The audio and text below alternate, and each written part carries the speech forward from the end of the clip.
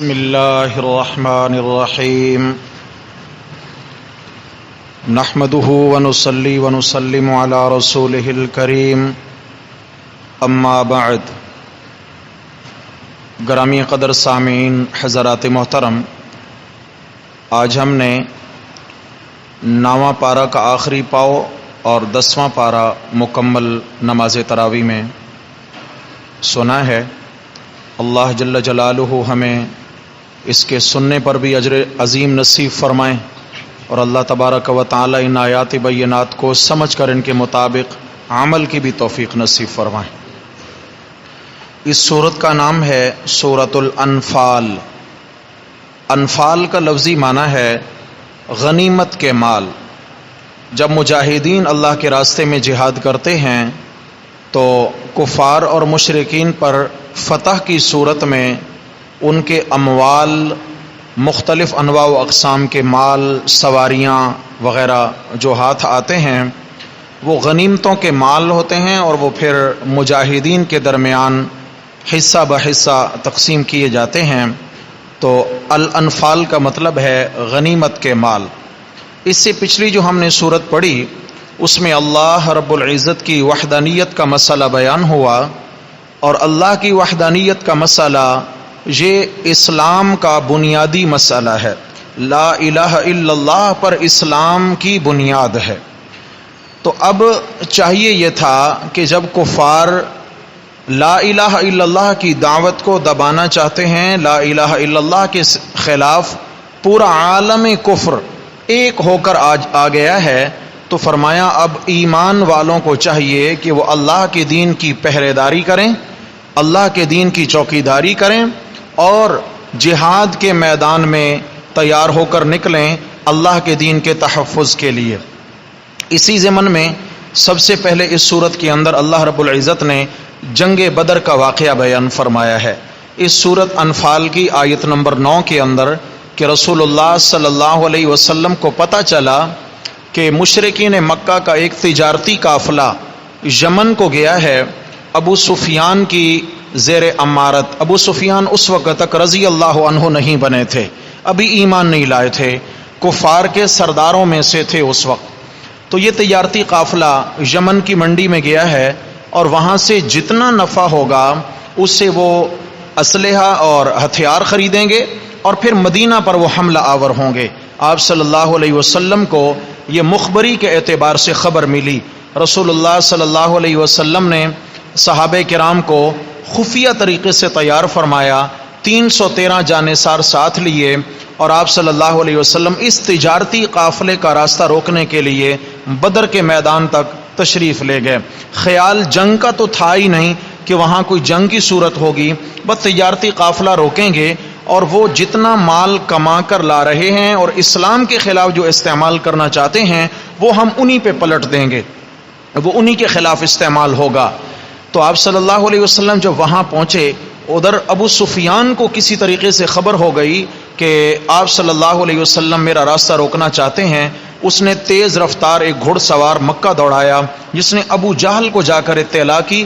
ابو جہل نے 1000 کا لشکر تیار کیا، جنگجو کیل کانٹے سے لیس ہو کر یہ بھی بدر کی جانب روانہ ہو گئے، اور ابو سفیان وہاں سے راستہ بدل کے مکہ کی جانب نکل گئے۔ وہ تجارتی قافلہ بچا کر لے گئے، لیکن اللہ کی قدرت کہ آپ صلی اللہ علیہ وسلم کا آمنا سامنا ابو جہل کے لشکر سے ہو گیا۔ اب اسلام نے تو یہ چیز سکھائی نہیں ہے کہ حالات دے کر پیٹھ دے دیں، بزدلی کا مظاہرہ کریں۔ آپ صلی اللہ علیہ وسلم نے صحابہ کرام سے مشورہ کیا کہ کیا کرنا چاہیے۔ حضرات صحابہ کرام رضی اللہ عنہم اجمعین میں کچھ مہاجرین تھے، کچھ انصار تھے۔ مہاجرین میں سب سے پہلے حضرت سیدنا صدیق اکبر رضی اللہ عنہ اٹھے کہ یا رسول اللہ، آپ جو حکم کریں ہم آپ کے شانہ بشانہ لڑنے کے لیے تیار ہیں، ہمیشہ آپ کے ساتھ رہے ہیں اور زندگیاں آپ کے نام کی ہیں۔ آپ علیہ السلام نے فرمایا مہاجرین کی نیتوں میں کوئی شک نہیں ہے، میرا سوال انصار سے ہے کیونکہ ان کا پہلا تجربہ ہے۔ مدینہ کے انصار کیا چاہتے ہیں؟ مدینہ کے انصار کے نمائندے اٹھے اور انہوں نے کہا یا رسول اللہ، ہم موسیٰ علیہ السلام کی امتی نہیں ہیں، ہم محمد الرسول اللہ صلی اللہ علیہ وسلم کی امتی ہیں۔ کہ موسیٰ علیہ السلام کی امتی ایسے تھے، جب اللہ کے نبی نے انہیں کہا کہ چلو اللہ کے راستے میں جہاد کے لیے نکلو تو انہوں نے کہا فَاذْهَبْ أَنْتَ وَرَبُّكَ فَقَاتِلَا إِنَّا هَاهُنَا قَاعِدُونَ، جی آپ جائیے اور اپنے رب کو ساتھ لے جائیے، ہم تو یہی بیٹھے ہیں، جب عمالقہ فتح ہو جائے گا تو ہمیں اطلاع دے دینا، ہم بھی وہاں پہنچ جائیں گے۔ انہوں نے بزدلی کا مظاہرہ کیا۔ اللہ رب العزت نے حضرت موسیٰ علیہ السلام کی قوم کا واقعہ قرآن میں بیان کیا ہے، تو وہ انصار کے نمائندہ صحابی کہتے ہیں یا رسول اللہ آپ ہمیں حکم دیں، ہم گھوڑے سمندروں میں کہیں گے تو ڈال دیں گے، آپ حکم دیں گے ہم آگ میں اگر کودنا پڑو تو کود جائیں گے، آپ کے ساتھ ہیں۔ اس کے بعد آپ صلی اللہ علیہ وسلم نے اللہ کا نام لے کر اپنا خیمہ نصب کروایا۔ آج جہاں بدر کے میدان میں مسجد عریش ہے، بہت سارے ساتھیوں نے دیکھی ہوگی مسجد عریش، عریش خیمے کو کہتے ہیں، آپ علیہ السلام نے اس مقام پر اپنا خیمہ نصب کروایا اور ساری رات پھر اللہ کے حضور گڑ گڑاتے رہے، اللہ کے حضور مدد کا سوال کرتے رہے، اس لیے کہ ظاہراً جہاں تک اسباب کا معاملہ تھا وہ تو بالکل زیرو، اسباب تو تھے ہی نہیں۔ جہاں تک تعداد کا معاملہ ہے، کہاں 1000 کا لشکر مقابلے میں 313، اور پھر ان کے پاس ٹوٹل 8 تلواریں ہیں، وہ بھی زنگ آلود، باقی صحابہ کے ہاتھوں میں کھجور کی چھڑیاں ہیں۔ اب چھڑیوں سے یہ تلواروں کا مقابلہ کرنے چلے ہیں، ظاہراً تو مقابلہ نہیں بنتا، لیکن کیا ہے یہاں رحمان اور شیطان کی طاقت کا مقابلہ تھا، تو رحمان کی طاقت کا پھر کون سی طاقت ہے جو مقابلہ کر سکے؟ اللہ پاک نے فرمایا ان کے خلاف جہاد اس لیے کرنا ہے اولئک حزب الشیطان، کیونکہ یہ شیطانی فوج ہے اور آج انہیں پتہ چلے کہ رحمانی فوج کیسی ہوتی ہے۔ آپ صلی اللہ علیہ وسلم ساری رات اللہ کے حضور گڑ گڑاتے رہے۔ آیت نمبر 9 میں فرمایا اذ تستغیثون ربکم، جب تم استغاثہ اور فریادیں کر رہے تھے اپنے رب کے دربار میں، فاستجاب لکم، تو اس نے تمہاری دعائیں اور التجائیں فریادیں قبول کر لیں، انی ممدکم بالف من الملائکۃ مردفین، کہ میں 1000 فرشتوں کی فوج ایک دوسرے کے پیچھے لگاتار آنے والی 1000 کی فوج میں آسمانوں سے اتاروں گا۔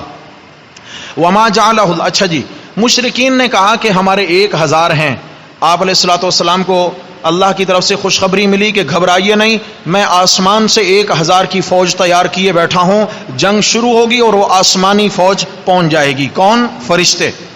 پھر ادھر سے خبر پہنچی ہمارے 1000 کی کمک پیچھے اور آ رہی ہے، اللہ رب العزت نے فرمایا اگر وہ 1000 اور آ رہے ہیں تو ہم 1000 اور اتار دیں گے، وہ 5000، آپ اللہ نے فرمایا اگر وہ آئے تو ہم 5000 اتار دیں گے، ہمارے پاس فوجیوں کی کیا کمی ہے، آسمان کے فرشتے تیار ہیں۔ اللہ رب العزت نے یہ جو مدد کا وعدہ کیا، کیا فرشتوں کے بغیر اللہ تعالیٰ مدد نہیں فرما سکتے تھے؟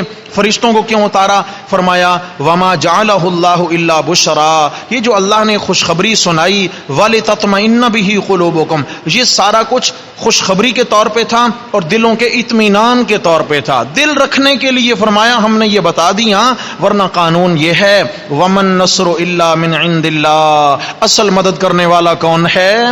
اللہ کی ذات ہے۔ تو چنانچہ آپ صلی اللہ علیہ وسلم نے دیکھا کہ یہاں تو میدان کا رخ ہی بدلا ہوا ہے، کہ جو بالکل پکی زمین تھی جہاں گھوڑے دوڑ سکتے تھے اس پر مشرکین مکہ نے قبضہ کر رکھا ہے، جو پانی کا کنواں تھا اس پہ بھی انہوں نے قبضہ کر رکھا ہے، اور ان کے لیے ریتلا ٹیلا بچ گیا، ریت کا ٹیلا جہاں پہ چلنا دشوار، سواریوں کو دوڑانا دشوار، جہاں پہ پینترے بدل کے پلٹ کے وار کرنا دشوار، اور پانی بھی کوئی نہیں، اور اللہ کی شان رمضان کا مہینہ ہے، 17 رمضان ہے، اور سارے صحابہ روزے کے ساتھ۔ اب حال کیا ہوگا؟ اور ادھر بے سر و سامانی کا عالم بھی انتہا تک پہنچا ہوا۔ اللہ رب العزت نے مہربانی فرمائی، مدد ایسے فرمائی کہ بارش برسائی اور موسلا دھار بارش برسائی۔ بارش برسنے سے 2 فائدے ہو گئے، ریت کا ٹیلا میدان بن گیا اور ان کا میدان کیچڑ بن گیا، چنانچہ ان کو چلنا دشوار ہو گیا، اور انہوں نے پانی بھرے اور خود نہائے، جانوروں کے لیے جمع کیا، اور جناب علی اللہ رب العزت نے ان کو انتہائی اطمینان نصیب فرمایا۔ اب کیا تھا کہ جناب رات کو جاگے ہوئے ہیں، سفر کیا ہوا ہے، دل میں گھبراہٹ بھی، طبیعت ہے انسان کی کہ حالات جب خلاف جا رہے ہوں تو طبیعت پہ بوجھ ہوتا ہے۔ تھوڑی دیر کے لیے صحابہ کھڑے ہیں، آنکھیں کھلی ہیں، سامنے دشمن ہے، لیکن سوتے سوتے اللہ نے سب پر نیند طاری فرما دی، آنکھیں کھلی ہیں اور نیند کر رہے ہیں۔ دشمن سمجھ رہا ہے کہ یہ جاگ رہے ہیں اور ابھی ہم پہ لپکے اور ابھی لپکے. اللہ رب العزت نے یوں ان پر کیا کیا؟ اطمینان نازل فرمایا. اذ یغشیکم النعاس امنۃ منہ وینزل علیکم من السماء ماء. فرمایا اس نے نیند نے تمہیں ڈھانپ لیا اور آسمان سے پانی بھی برسا دیا. لیطہرکم بہ ویذھب عنکم رجز الشیطان. یہ سارے انتظامات اللہ رب العزت نے خزانہ غیب سے فرما دیے. یا اللہ مسئلہ کیا ہے؟ قصور کیا ہے ان کا کہ ان کے خلاف آپ نے جہاد اور جنگ کا حکم دیا؟ فرمایا جنہوں نے میرے نبی صلی اللہ علیہ وسلم پر مکہ کی زمین تنگ کر دی تھی اور مکہ سے ہجرت کرنے پر مجبور کیا، ان کو حق نہیں پہنچتا میری زمین پر زندہ رہنے کا. جنہوں نے میرے نبی صلی اللہ علیہ وسلم کو بیت اللہ جیسی عظیم مسجد کی نمازوں سے محروم کیا ہے.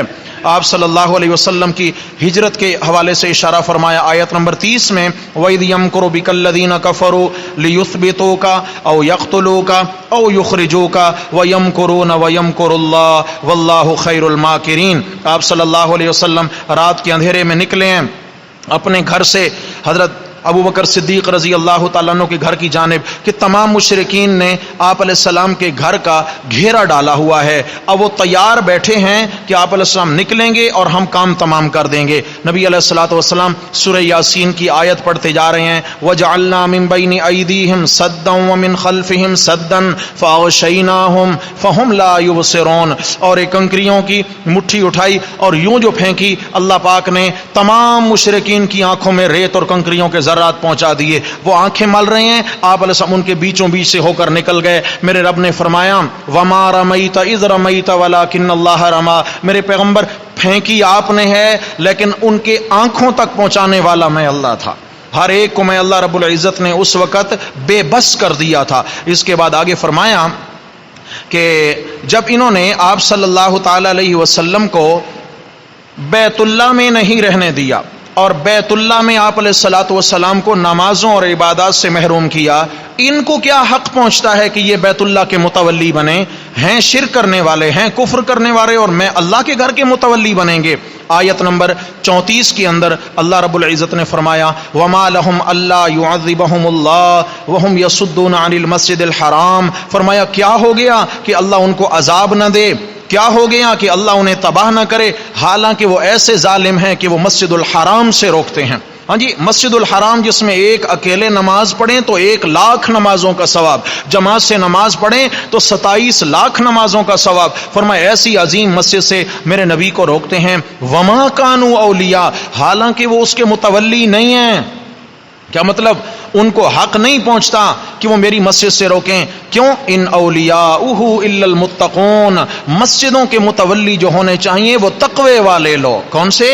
تقوی والے لوگ ہونے چاہیے. فرمایا متقی پرہیزگار، فاسق فاجر بندہ مسجد کا متولی نہیں ہے. اللہ کا قرآن بتا رہا ہے وَلَٰكِنَّ أَكْثَرَهُمْ لَا يَعْلَمُونَ. یہ تو فاسق فاجر کیا، یہ تو بتوں کے پجاری ہیں. اور فرمایا عام مسجد ہی نہیں، بیت اللہ جیسی مسجد کے متولی ہونے کے دعوے دار ہیں. اس کے بعد آگے چلے تو فرمایا اچھا جی جہاد کی تیاری کرنی ہے تو جہاد کی تیاری کس طرح کریں؟ اللہ رب العزت نے اسی سورت کی آیت نمبر 60 میں فرمایا وَأَعِدُّوا لَهُم مَّا اسْتَطَعْتُم مِّن قُوَّةٍ وَمِن رِّبَاطِ الْخَيْلِ تُرْهِبُونَ بِهِ عَدُوَّ اللَّهِ وَعَدُوَّكُمْ. فرمایا کہ بھرپور جنگی سامان تیار کرو، یعنی دفاعی بجٹ تمہارا مضبوط ہونا چاہیے. کوئی بھی ملک اتنے تک مضبوط نہیں ہو سکتا جس کا سب سے زیادہ بجٹ اسلحہ پر خرچ نہ ہو. یاد رکھنا یہ قرآن کا اشارہ ہے. اعدوا لهم ما استطعتم من قوة ومن رباط الخیل. فرمایا سواریاں تیار کرو، جنگی سواریاں تیار کرو، اسلحہ تیار کرو. تمہارے ملک کا زیادہ سے زیادہ بجٹ وہ دفاعی معاملے میں خرچ ہونا چاہیے، اس لیے کہ جب دفاع کے اعتبار سے اسباب ہوں گے تو جہاد کرنا آسان ہو جائے گا اور مملکت اسلامیہ کا تحفظ ہوگا. پھر اللہ تبارک و تعالی نے مجاہد کی 5 صفات بیان کی ہیں آیت نمبر 45 اور آیت نمبر 46 کے اندر. پہلی صفت یا ایھا الذین، مجاہد کب فتح یاب ہو سکتا ہے، مجاہد کے ساتھ اللہ کی مدد کب آ سکتی ہے؟ فرمایا نمبر 1 یا ایھا الذین آمنوا اذا لقیتم فئۃ فاثبتوا. جب تم کسی بھی لشکر سے مڈ بھیڑ تمہاری ہو جائے، آمنا سامنا ہو جائیں، فاثبتوا، ڈگمگانا نہیں، ثابت قدم رہنا ہے، بزدلی کا مظاہرہ نہیں کرنا، پیٹھ نہیں دکھانا. نمبر 1. نمبر 2 یا اللہ یہ ثابت قدمی کیسے آئے گی؟ جان دینا کوئی آسان ہے؟ فرمایا وذکر اللہ کثیرا، جب کثرت سے اللہ کا ذکر کرو گے اللہ تمہارے دلوں کو مضبوط فرما دیں گے۔ دوسرا ہے کہ اللہ کے راستے میں کامیاب وہ ہو سکتا ہے جس کو ہر لمحہ اللہ کی یاد سے لگاؤ رہے، اللہ کے ذکر سے۔ نمبر 3 وَأَطِيعُوا اللَّهَ وَرَسُولَهُ، اللہ اور اس کے رسول کے ہر حکم کو مانتے رہو، کہیں بھی اپنی مرضی نہیں چلانا۔ میرے نبی صلی اللہ علیہ وسلم تمہارے امیر لشکر ہیں، اور امیر لشکر کی نافرمانی کرو گے تو کبھی تمہیں فتح نصیب نہیں ہو سکتی ہے۔ نمبر 4 وَلَا تَنَازَعُوا، فرمایا آپس میں اختلاف نہ کرنا، مجاہدین کی صفوں میں پھوٹ نہ پڑے، مجاہدین کی صفوں کے اندر اختلاف پیدا ہو گیا، فتفشلوا وتذهب ريحكم، تمہاری ہوا اکھڑ جائے گی، تم کمزور پڑ جاؤ گے۔ نمبر 5 واصبروا، جتنی بڑی مصیبت آ جائے صبر کا دامن تھامے رہنا، صبر کرتے رہنا۔ کیوں؟ ان اللہ مع الصابرین، اللہ کی مدد کن کے ساتھ ہے؟ صبر کرنے والوں کے ساتھ ہے۔ فرمایا جب یہ کرو گے تو پھر کیا ہے؟ اللہ رب العزت کی مدد بھی تمہارے ساتھ ہوگی۔ آگے چلے تو جناب سورہ توبہ کا آغاز ہوا۔ سورہ توبہ کے آغاز میں بسم اللہ نہیں ہے، ہر سورت کے آغاز میں بسم اللہ ہے، مگر توبہ کے شروع میں بسم اللہ نہیں ہے۔ اس کی میں پہلی وجہ تو یہ عرض کر دوں، اس کی وجہ یہ ہے سورہ انفال میں بھی مضمون جہاد، سورہ توبہ میں بھی مضمون جہاد، اتحاد مضامین کی وجہ سے بیچ میں بسم اللہ کا فاصلہ نہیں لایا گیا۔ اتحاد مضامین، وہ بھی مضمون جہاد کا، یہ بھی مضمون جہاد کا، مضمون ایک ہے تو بسم اللہ کے ذریعے دونوں مضامین کو الگ نہیں کیا گیا۔ اور دوسرا یہ ہے اس سورت کا آغاز ہوا براءۃ من اللہ ورسولہ، ہاں جی اللہ اور اس کے رسول مشرکین سے بری و ذمہ ہیں۔ جب مشرکین سے اعلان برات تھا تو بسم اللہ تو اعلان رحمت ہے، اعلان برات اس لیے بسم اللہ کے ذریعے آغاز نہیں کیا گیا، برات کے ذریعے آغاز کیا گیا ہے۔ مشرکین کے لیے برات ہے، مومنین کے لیے اللہ کی جانب سے برکت کا نزول ہوتا ہے۔ یا اللہ یہ کب اعلان ہوا؟ فرمایا وَأَذَانٌ مِّنَ اللَّهِ وَرَسُولِهِ إِلَى النَّاسِ يَوْمَ الْحَجِّ الْأَكْبَرِ أَنَّ اللَّهَ بَرِيءٌ مِّنَ الْمُشْرِكِينَ وَرَسُولُهُ، حج اکبر والے دن اعلان ہوا کہ اللہ اور اس کے رسول مشرکین سے بری ہیں، یعنی اب مشرکین کی کوئی خیر خواہی ہمارے دلوں میں نہیں ہے، اب میدان میں دو بدو کا ٹاکرا ہوگا، اب ان کے لیے کوئی معافی نہیں ہے۔ جنہوں نے اللہ کے نبی کو ستایا، اللہ کے نبی کے صحابہ کو ستایا، حضرت بلال جیسے عظیم ہستیوں کو دہکتے کوئلوں پہ لٹایا اور ان کے گردن میں رسی ڈال کے مکہ کی گلیوں میں گھسیٹا اور زخمی کیا، فرمایا ان کے لیے معافی کا اب کوئی دروازہ نہیں ہے۔ یہ حج اکبر کے دن، حج اکبر کیا ہے بھائی؟ اب آپ یہاں ایک شبہ کا ازالہ ہے۔ ہم سمجھتے ہیں کہ جو حج جمعہ والے دن ہوتا ہے وہ حج اکبر ہے، یہ بات نہیں ہے، یاد رکھنا ہر حج حج اکبر ہے اور ہر عمرہ حج اصغر ہے۔ ہر عمرہ حج، چھوٹا حج عمرہ اور بڑا حج حج اکبر ہے۔ یہ کب اعلان ہوا؟ فرمایا حج والے دن ہوا، کسی عمرہ کے مجمع میں نہیں ہوا ہے۔ اس کے بعد پھر آگے چلے سورہ توبہ کے اندر تو اللہ رب العزت نے فرمایا ٹھیک ہے یہ مشرکین تو میں اللہ کے گھر کے متولی نہیں ہیں، لیکن انہوں نے بیت اللہ کی تعمیر تو کی ہے نا، بیت اللہ کی تعمیر تو مشرکین نے کی۔ مشہور واقعہ ہے، آپ علیہ الصلوۃ والسلام کو ابھی نبوت نہیں ملی تھی، آپ علیہ السلام کی جوانی تھی، تو اس وقت کیا ہوا کہ انہوں نے بیت اللہ کی تعمیر کی۔ بیت اللہ کی تعمیر کئی بار ہوئی ہے، حضرت آدم علیہ السلام نے کی، حضرت ابراہیم علیہ السلام نے کی، پھر نبی علیہ السلام کے زمانہ میں ہوئی ہے، تجدید ہوتی رہی ہے بیت اللہ کی۔ تو فرمایا کہ انہوں نے جو بیت اللہ کی تعمیر کی ہے تو کیا ان کو اس پر کوئی اجر نہیں ملے گا؟ بھائی اگر کوئی عام کسی مسجد میں ایک پتھر بھی لگا دے، ایک بلاک اور ایک اینٹ بھی لگا دے تو کیا اس کو اجر نہیں ہے؟ نبی علیہ السلام نے فرمایا من بنا للہ مسجدا بن اللہ لہ بیتا فی الجنہ، جو اللہ کی مسجد بنانے میں تعاون کرتا ہے اللہ اس کا جنت میں محل تعمیر فرما دیتے ہیں۔ تو انہوں نے تو عام مسجد نہیں بنائی، بیت اللہ جیسی مسجد بنائی ہے۔ تو یا اللہ کیا؟ میرے رب نے فرمایا کوئی پرواہ نہیں، ہمیں ایمان ہے، پہلے ایمان، سارے کام بعد میں ہیں۔ ما کان للمشرکین ان یعمروا مساجد اللہ، مشرکین کو حق نہیں پہنچتا کہ وہ اللہ کی مسجد تعمیر کریں، شاہدین علی انفسہم بالکفر، اس لیے کہ وہ اپنے خلاف کفر کی گواہی دینے والے ہیں۔ جو کفر کو تسلیم کرتے ہیں، جو اللہ کے دشمن ہیں، وہ اللہ کا گھر تعمیر کریں گے، یہ دو باتیں جمع ہو سکتی نہیں ہیں۔ کیوں کہ مسجد بنانا بڑے ثواب کا کام تھا، لیکن انہوں نے ایمان کے بغیر اگر بنا دی ہے اولئک حبطت اعمالہم، ان کے سارے اعمال کیا ہو گئے؟ ضائع ہو گئے، یہ تمام نیک اعمال برباد۔ وفی النار ہم خالدون، ہمیشہ جہنم میں رہیں گے۔ یا اللہ پھر مسجد کون بنائے؟ شرک کرنے والا مسجد نہ بنائے، مسجد کون بنائے؟ فرمایا جائے شرک کرنے والا غیر اللہ کے آستانے بنائے، جائے شرک کرنے والا کوئی بت خانے تعمیر کرے، وہ ایسا مقام ایسی جگہ پہ جا کر پیسہ لگائے جو اس کے نظریے کے مطابق ہے، مسجد کون بنائے؟ انما یعمر مساجد اللہ من آمن باللہ، اللہ کی مسجد وہ بنائے جس کا اللہ کی توحید پر پورا ایمان ہو، جس کا ایمان ہے کہ اللہ وحدہ لا شریک ہے، لا الہ الا اللہ پر ایمان پہلے ہے اور مسجد کی تعمیر بعد میں ہے۔ آگے فرمایا اللہ پر ایمان ہو، والیوم الاخر، آخرت کے دن پر ایمان ہو، واقام الصلاۃ، اور نماز بھی پڑھتا ہو۔ ایسا نہیں ہے کہ مسجد تو بنا دے لیکن نماز کی توفیق نہیں۔ علامہ اقبال نے کیا کہا؟ مسجد تو بنا دی شب بھر میں ایمان کی حرارت والوں نے، من اپنا پرانا پاپی ہے برسوں میں نمازی بن نہ سکا۔ مسجد بنانا کمال نہیں ہے، مسجد آباد رکھنے والے یہ اللہ کے ہاں بڑے عظیم ہیں، یہ اللہ کے مہمان ہوتے ہیں روزانہ 5 وقت۔ مسجد کون بنائے؟ فرمایا جو نمازی ہو۔ مسجد کون بنائے؟ وآت الزکاۃ، جو اپنا مال پاک کرتا ہو زکوٰۃ دے کر۔ آخری بات سمجھنا ذرا، مسجد کون بنائے؟ فرمایا ولم یخش الا اللہ، جو اللہ کے سوا کسی سے نہ ڈرتا ہو۔ جاگ رہے ہیں؟ مسجد کون بنائے؟ جو اللہ کی مسجد کون بنائے؟ جو اللہ کے سوا کسی سے، ہاں جی، مسجد بنا دے اور اس کے بعد جی چہرے دیکھ دیکھ کر پھر مسئلے بیان ہو، نہیں جی نمازی ناراض نہ ہو جائیں، محلہ ناراض نہ ہو جائے۔ میرے بھائیوں، مسجد بنانے والوں کے دل میں بھی اللہ کے سوا کسی کا خوف نہ ہو، اور مسجد کے امام و خطیب کے دل میں بھی اللہ کے سوا کسی کا خوف۔ اللہ کی مسجد میں اللہ کی بات ہو۔ کس کی بات ہو بھائی؟ اللہ ہم سب کو توفیق نصیب فرمائے۔ چنانچہ آگے چل کر فرمایا کہ مسجد اللہ کی کون بنائے۔ یہ آگے ایک سوال پیدا ہوا کہ بڑی بڑی نیکیاں کی ہیں، گو کہ کلمہ نہیں پڑھا تھا مگر نیکیاں بڑی، مثال کے طور پر حاجیوں کو ستو گھول گھول پلایا کرتے تھے، حاجیوں کا اکرام کرتے تھے، مہمان نواز تھے مشرکین مکہ، کیا یہ نیکیاں ایویں ہی رائے گاہ چلی جائیں گی؟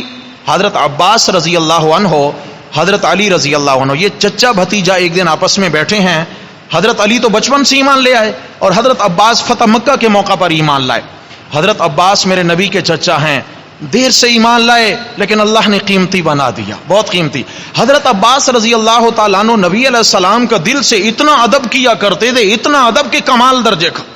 میرے بھائیوں، جس نے میرے نبی صلی اللہ علیہ وسلم کا دل سے ادب کیا ہے، اللہ نے اس کو بہت بلندیوں پہ پہنچایا ہے۔ میرے نبی کا ادب یہ ایمان کے لیے جزو لازم ہے، کامیابی کے لیے جزو لازم۔ کسی نے پوچھا حضرت عباس رضی اللہ عنہ سے، عباس یہ بتاؤ آپ بڑے ہو یا رسول اللہ صلی اللہ علیہ وسلم بڑے ہیں؟ حضرت عباس چچا ہیں، میرے نبی ان کے بھتیجا ہیں، عمر تو آپ علیہ السلام کی کم تھی، تو کسی نے پوچھ لیا کہ آپ بڑے ہیں یا نبی علیہ السلام بڑے ہیں؟ حضرت عباس نے کیا با کمال اور با فراست جواب دیا، فرمانے لگے پیدا تو پہلے میں ہوا تھا لیکن بڑے رسول اللہ ہیں صلی اللہ علیہ وسلم، بڑے وہ ہیں، میں بڑا کمال۔ حضرت عباس ایک دن حضرت علی رضی اللہ عنہ سے کہتے ہیں، علی بیٹا ٹھیک ہے تم ہم سے پہلے ایمان لائے ہو، جہاد بھی کرتے رہے ہو، ہم بعد میں مسلمان ہوئے، لیکن دیکھو نا یار، ہم نے بھی تو سارا پیسہ حاجیوں کے اکرام میں خرچ کیا ہے۔ حاجی آتے تھے ساری دنیا سے تو ان کا ہم بھی تو اکرام کرتے تھے، لہٰذا کیا ہے ہماری نیکیاں بھی ضائع نہیں ہیں۔ اللہ رب العزت نے یہ آیت نازل فرمائی، اجعلتم سقایت الحاج وعمارت المسجد الحرام، فرمایا کیا تم حاجیوں کو ستو گھول گھول پلانا، حاجیوں کی خدمت کرنے کو اور مسجد الحرام بیت اللہ کی تعمیر کرنے کو برابر سمجھتے ہو کس کے؟ کمن آمن باللہ والیوم الاخر، اس کے جو اللہ اور آخرت پر ایمان لا چکا تھا۔ فرمایا تم ابھی ایمان نہیں لائے تھے اور حضرت علی اس سے پہلے کیا ایمان لا چکے تھے۔ نمبر 2، وجاہد فی سبیل اللہ، اور اللہ کے راستے میں وہ جہاد کرتے رہے۔ معلوم ہوا کہ کفر کی حالت میں بڑے سے بڑا عمل بھی ایمان اور جہاد جیسے عمل کا مقابلہ نہیں کر سکتا ہے۔ میرے رب نے فرمایا لا یستوون عند اللہ، یہ عمل آپس میں اللہ کے ہاں برابر ہو سکتے نہیں ہیں۔ پھر آگے چلے جناب، اللہ رب العزت نے جہاد کے حوالے سے کافی احکام و مسائل بیان فرمائے کہ یہ نیچے آئے، یہیں پر آیت نمبر 24 ہے، یہ اوپر ہم نے آیت بیان کی سورہ توبہ کی آیت نمبر 24 کے اندر بڑا عجیب تقابلی انداز ہے، بڑا عجیب تقابلی جھنجھوڑا میرے رب نے جھنجھوڑا کلمے والوں کو۔ فرمایا قل میرے پیغمبر فرما دیجئے ان کان آباؤکم و ابناؤکم و اخوانکم و ازواجکم و عشیرتکم و اموال اقترفتموها و تجارت تخشون کسادها و مساکن ترضونها احب الیکم من اللہ و رسولہ و جہاد فی سبیلہ. خیال کرنا میرے رب نے فرمایا ایک طرف تمہارے باپ ان کی محبت، تمہارے بیٹوں کی محبت، بھائیوں کی محبت، بیویوں کی محبت، قبیلے کی محبت اور جمع کیے ہوئے مالوں کی محبت اور تجارت کی محبت. فرمایا ترضونہا، تم ان ساری چیزوں کو ایک جانب رکھ کر بہت پسند کرتے ہو. احب الیکم من اللہ، تمہیں یہ چیزیں زیادہ محبوب ہیں کس سے؟ اللہ سے، اس کے رسول سے. وجہاد فی سبیلہ، اللہ کے راستے میں جہاد کرنے سے. فرمایا اگر یہ ساری چیزیں تمہارے والدین، تمہاری اولاد، تمہاری بیویاں، تمہارے قبیلے، تمہارے کاروبار، تمہاری تجارتیں، تمہارے مال و دولت، فرمایا اگر تمہیں اللہ اور اس کے رسول اور جہاد فی سبیل اللہ سے زیادہ محبوب ہیں تو پھر سنو، فتربصوا، اللہ کے عذاب کا انتظار کرو، انتظار میں رہو، حتی یأتی اللہ بامری، اللہ کا عذاب آیا چاہتا ہے. فرمایا جس قوم کے دلوں میں ان ساری چیزوں کی محبت بیٹھ جائے، اللہ اور اس کے رسول اور جہاد کی محبت نکل جائے تو وہ قوم اللہ کے عذاب سے بچ. میرے بھائیو یہ ہم ایمان والوں کے لیے لمحہ فکریہ ہے. ہم کہاں کھڑے ہیں ذرا سوچیں، ہم کہاں کھڑے ہیں. آج جہاد کی بات آتی ہے تو دہشت گردی کا کنسپٹ ہمارے ذہنوں میں آ جاتا ہے کہ یہ تو دہشت گردی ہے، یہ تو کوئی فساد ہے، یہ تو مارنا مرنا ہے. میرے بھائیو یہ وہ عمل ہے جہاد کا کہ رسول اللہ صلی اللہ علیہ وسلم نے فرمایا تھا لوددت ان اقتل فی سبیل اللہ، میرا جی چاہتا ہے اللہ کے راستے میں قربان ہو جاؤں، اللہ مجھے پھر زندہ کرے، میں پھر شہید ہو جاؤں، پھر زندگی ملے، پھر شہید ہو جاؤں، پھر زندگی ملے، پھر شہید ہو جاؤں، یوں زندگی ملتی رہے اور میں اللہ کے راستے میں قربانیاں دیتا رہوں.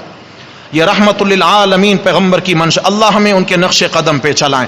تو آگے چلیے جناب، پھر کیا فرمایا، یہ اگلے صفحے پہ آ گئے. فرمایا کہ جنگ بدر میں بھی ہم نے فرشتے بھیجے تھے، مدد کی تھی، لیکن اس وقت جو مدد تھی نا بڑی قربانی تمہاری نہیں لگی تھی. صرف 14 صحابہ شہید ہوئے.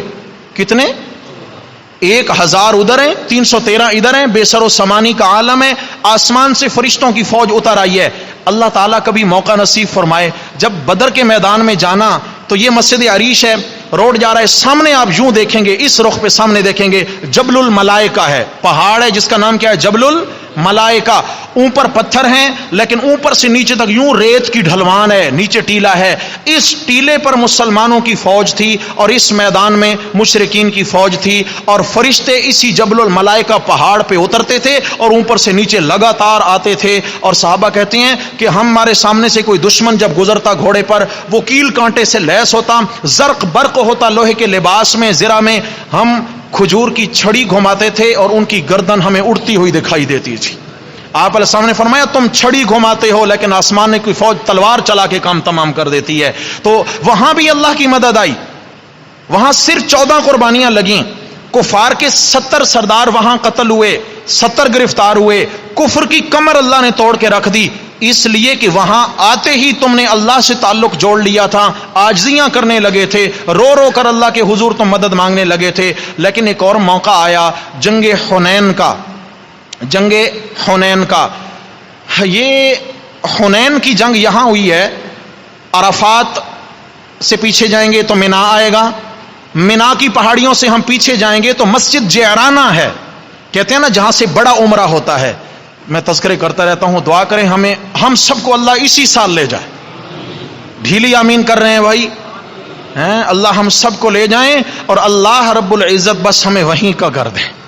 ہاں اللہ تعالیٰ وہیں کی زندگی پھر وہیں کی موت نصیب فرمائے. تو مسجد جعرانہ ہے جہاں سے بڑا عمرہ ہوتا ہے. مسجد جعرانہ میں کھڑے ہو کر یوں سامنے دیکھیں گے کھجوروں کا باغ ہے. یہ وہ میدان تھا جہاں پہ جنگ حنین ہوئی ہے. یہ وہ میدان تھا جہاں جنگ حنین ہوئی ہے.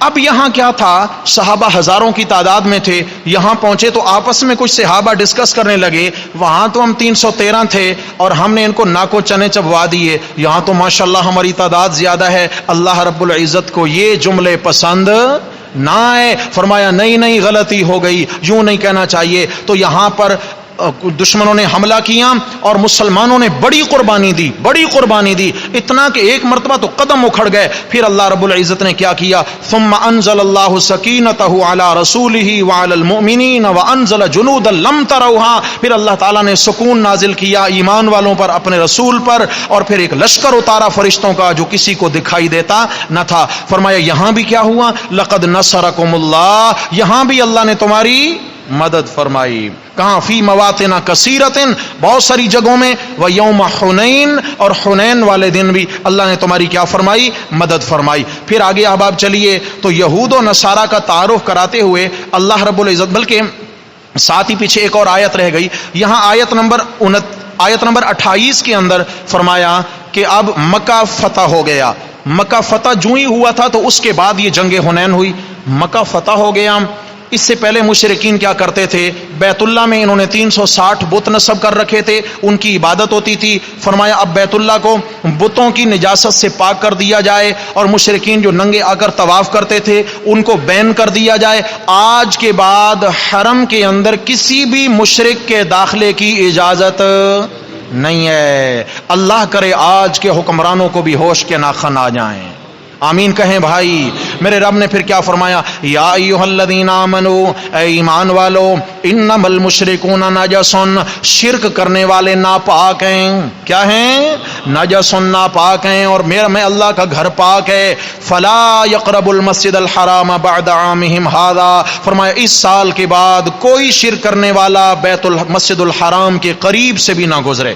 ہاں جی، حرم کی ایک حد ہے. آپ جائیں گے نا جدہ سے جب جا رہے ہیں مکہ کو، جب حرم کا ایریا شروع ہونے لگتا ہے اس سے پہلے ہی 2 روڈ الگ ہو رہے ہیں، اور ایک راستہ جو الگ ہو رہا ہے اس کے اوپر عربی میں لکھا ہے لغیر المسلمین، بورڈ لگا لغیر المسلمین، کہ یہ راستہ غیر مسلموں کا ہے، کوئی غیر مسلم اس راستے پر جا سکتا نہیں ہے. اللہ رب العزت ہمیشہ اپنے گھر کی یوں ہی حفاظت فرمائیں اور شرک و کفر سے پاک رکھیں. پھر اس کے بعد آگے یہود و نصارہ کا تعارف کرایا. وقالت الیہود عزیر ابن اللہ، مسئلہ چل رہا تھا نا ربوبیت کا سورہ انعام سے، تو فرمایا انہوں نے تو اللہ کے سوا کئیوں کو رب بنا رکھا ہے. یہودیوں نے حضرت عزیر علیہ السلام کو اللہ کا بیٹا بنایا، عیسائیوں نے حضرت عیسیٰ علیہ السلام کو اللہ کا بیٹا بنایا. پھر فرمایا یہاں تک نہیں بات رہی، اتخذوا احبارہم ورہبانہم اربابا من دون اللہ، انہوں نے اپنے مولویوں اور اپنے پیروں کو بھی اللہ کے سوا رب بنا لیا تھا.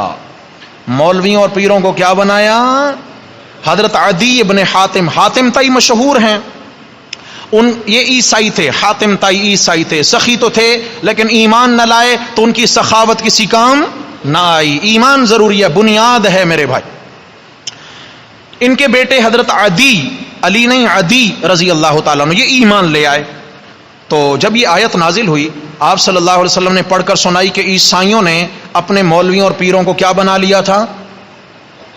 رب. اور میں نے کہا تھا نا رب کا مطلب کیا ہوتا ہے کہ ضرورتیں پوری کرنے والے، مشکل کشا، حاجت روا، ان سے ہوتا ہے، ان سے ہوتا ہے، ان سے کرنیاں بھرنیاں والے. ٹھیک ہے یہ. تو حضرت عدی کہتے ہیں یا رسول اللہ میں عیسائی رہا ہوں، ہم نے تو اپنے مولویوں پیروں کو رب نہیں بنایا تھا. آپ علیہ السلام نے فرمایا عدی بیٹا یہ بتاؤ کہ اللہ کی کتاب میں ایک بات لکھی ہوتی تھی کہ یہ چیز حرام ہے، تمہارے مولوی اور پیر کہتے تھے نہیں حلال ہے. بات اللہ کی کتاب کی مانتے تھے یا مولویوں اور پیروں کی؟ حضرت بات تو مولویوں پیروں کی مانتے تھے. فرمایا اللہ کے قانون کے مقابلے میں کسی کا قانون تسلیم کرنا، یہی تو اس کو رب بنانا ہے. اس کو کیا بنانا ہے؟ اسے میرے بھائی حرام و حلال کے ضابطے کس کے چلیں گے؟ اللہ ہی کے ضابطے چلیں گے. پھر اس کے بعد جناب من اسی صفحے پر اللہ تبارک و تعالی نے فرمایا کہ میرے پیغمبر آپ نے جو جہاد کرنا ہے، جہاد کا سب سے بڑا مقصد صرف لوگوں کو مارنا نہیں ہے، یہ مارنا یعنی قتل عام کرنا، علاقے چھیننا، قابض ہونا، نہیں، یہ مقصد نہیں. هو الذی ارسل رسولہ بالہدی ودین الحق لیظہرہ علی الدین کلہ. میرا نبی جہاد اس لیے کرتا ہے تاکہ سارے دینوں پر اسلام کو غلبہ عطا فرمائے. سارے دینوں پر اسلام کو کیا ملے؟ غلبہ ملے، غلبہ. اور اسلام کے غلبے کے لیے جو بھی قیمت چکانا پڑے چکا دی جائے. اسلام غالب ہونا چاہیے ہر حال میں. پھر آگے فرمایا یہود و نصارہ کے علماء اور گدی نشینان کرتے کیا ہیں جی؟ یا ایھا الذین آمنو، اے ایمان والو خبردار ہو جاؤ.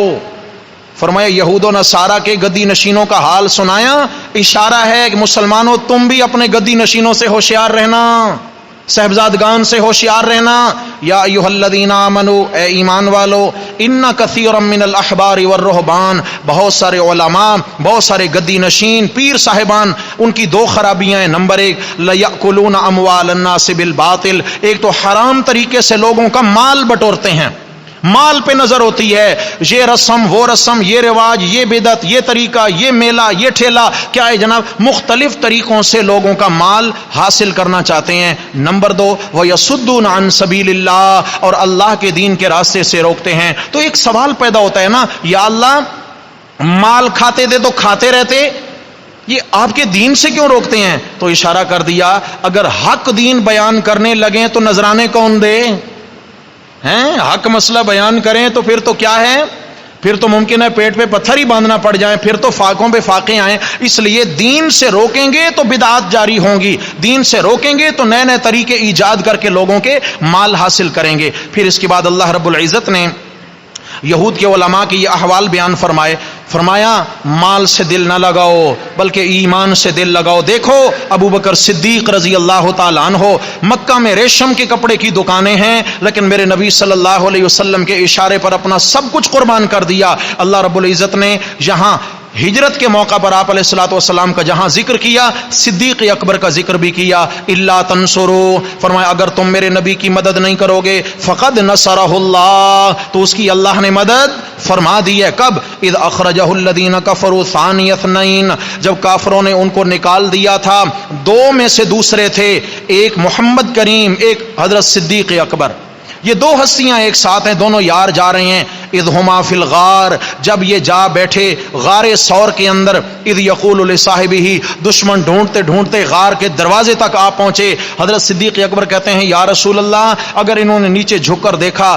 تو آپ کو دیکھ لیں گے، کہیں آپ کو نقصان نہ پہنچائیں۔ تو اللہ کے نبی صلی اللہ علیہ وسلم تسلی دیتے ہوئے کہتے ہیں لا تحزن ان اللہ معنا، ابو بکر غم نہ کر، تیرے اور میرے ساتھ اللہ کی مدد ہے، اللہ کی مدد ہے۔ تین مرتبہ اس صورت میں اللہ کی مدد کا اشارہ، جنگ بدر کے موقع پر اللہ کی مدد، جنگ حنین میں اللہ کی مدد، غار ثور میں اللہ کی مدد۔ فرمایا کیا ہے، جب اللہ کے ہو جاؤ گے تو اللہ کی مدد تمہارے شامل حال ہو جائے گی، لیکن خیال کرنا دنیا کے مال و دولت یہ فتنہ ہے۔ فرمایا دنیا کے مال و دولت سے دل نہ لگاؤ، اس لیے کہ جب دنیا کی محبت دل میں آتی ہے تو دین کی وقت نکل جاتی ہے۔ اسی صورت کی آیت نمبر 75 کے اندر ایک واقعہ بیان فرمایا، وَمِنْهُمْ مَنْ عَاهَدَ اللَّهَ لَئِنْ آتَانَا مِنْ فَضْلِهِ لَنَصَّدَّقَنَّ وَلَنَكُونَنَّ مِنَ الصَّالِحِينَ۔ آپ صلی اللہ علیہ وسلم کے پاس ایک شخص آتا ہے، سالبہ نام ہے، یا رسول اللہ میرے لیے دعا کریں، یہ دیکھیں فلاں صحابی مالدار ہے، فلاں مالدار ہے، یہ مال خرچ کرتے ہیں، میں غریب ہوں، میرے پاس کچھ نہیں ہے، آپ دعا کریں اللہ مجھے بھی مال دیں تاکہ میں بڑھ چڑھ کے اللہ کے دین پہ خرچ کروں۔ آپ نے فرمایا اللہ سے آزمائش مت مانگ، مال کیا ہے بھائی، ہائے ہائے آزمائش ہے، آزمائش ہے، اللہ سے فتنہ نہ مانگ، انما اموالکم و اولادکم فتنہ، فتنہ کا معنی آزمائش نہیں۔ اللہ کے نبی دعا کیجئے، آپ نے فرمایا سوچ لو، یا رسول اللہ دعا کیجئے۔ آپ علیہ الصلوۃ والسلام نے دعا کے لیے ہاتھ اٹھائے، بس اس کے حالات بدلنا شروع ہوئے، ایک بکری، 2، 4، 10، 20، 100، ریوڑ تیار ہو گیا بکریوں کا، دنوں میں ریوڑ تیار ہو گیا۔ اب مدینہ میں گنجائش نہیں ہے، مدینہ سے باہر چلا گیا، جنگل میں ڈیرا ڈال لیا، بکریاں چراتا ہے۔ پہلے تو ہر نماز میں آتا تھا، اب جمعہ کے جمعہ آنے لگا، پھر اور ریوڑ بڑھا تو جناب جمعہ بھی گیا، پھر سال بعد عید کے عید آنے لگا، سمجھ آ گئی ہے، پھر اور جناب علی دنیا، دولت، مال، ریل پھیل۔ آپ علیہ السلام نے فرمایا وہ سالبہ ایک ہوتے تھے، دعا کروائی تھی، یار ذرا جاؤ اس سے جا کر زکوٰۃ تو لے آؤ نا، سنے بڑا مالدار ہو گیا ہے۔ جب اس کے بعد صحابہ پہنچے تو کہتا ہے واہ یہ کیا اسلام نے ہم پہ ٹیکس لاگو کر دیا ہے، اپنی محنت سے ہم کمائیں اور ہم زکوٰۃ دیں، کوئی زکوٰۃ وکات نہیں ہے۔ اللہ یاد رکھنا یہ سچا مومن نہیں تھا، منافق تھا۔ کون تھا؟